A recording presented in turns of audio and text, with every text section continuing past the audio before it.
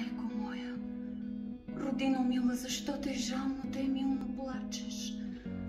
Гарвани ти, птицо проклета, на чий гроб тамо тъй грозно крачеш?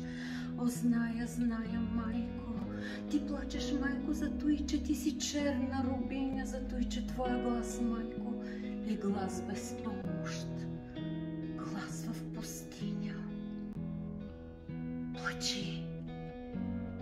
Там близо край град София стърчи, аз видях черно месило.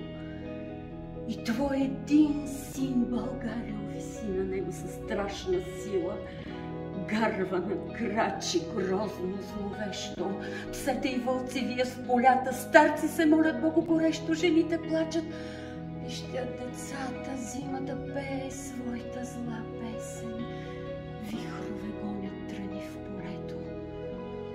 И студ, и мрак, и мраз без надежда навяват на тебе скръб.